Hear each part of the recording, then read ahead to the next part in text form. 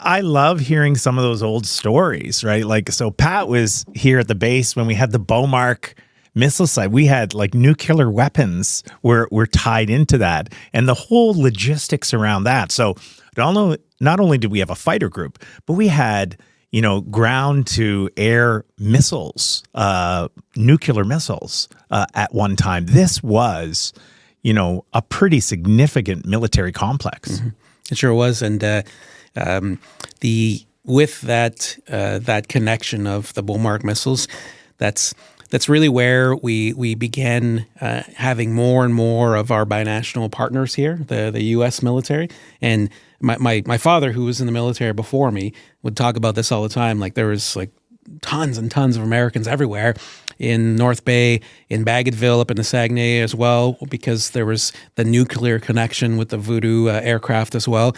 And it was different times, right? We had multiple general officers here in North Bay, and it was just a... Sorry to interrupt. I actually didn't know that. We had general officers in North Bay? Sure did, with Fighter Group. In essence, it's what exists now in the Canadian NORAD region in Winnipeg used to all be here in North Bay. In the underground complex, if you've ever been, there's this one room. It's kind of has the higher ceilings. Yes. So that was in essence where the generals they sat and did their mission as part of the fighter group. But it really picked up steam back in those days, that the more of the grandeur of the mission here and the number of people that were working here supporting that. But just coming back to what I was getting at of the American partners. So that's always existed as part of NORAD because it's the only binational command that exists. And to this day, 70 plus years later, every day, side by side, Canadians and Americans sit doing that NORAD mission. And I think really that's what makes it special as well, the 22ing the relationship.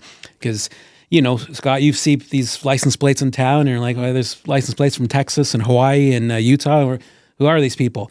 Well, maybe 50 years ago, it was tourists that were coming here for hunting and fishing, but it's American aviators that are working side by side with our Canadian military members. And it's not just here.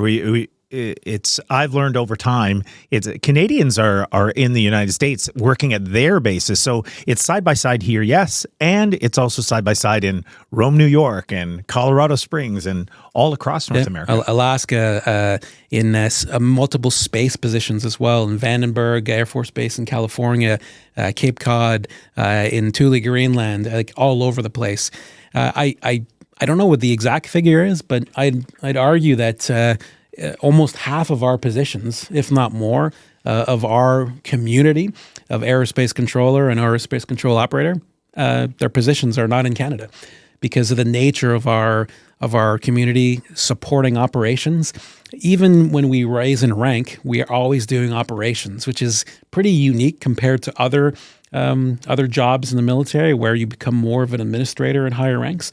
Well, we're still operators, even at the senior ranks, but really exciting opportunities for young people joining, and like the sky's the limit. If you wanna be in this place, you want to travel, you want to see work in different countries, like this is the community for that.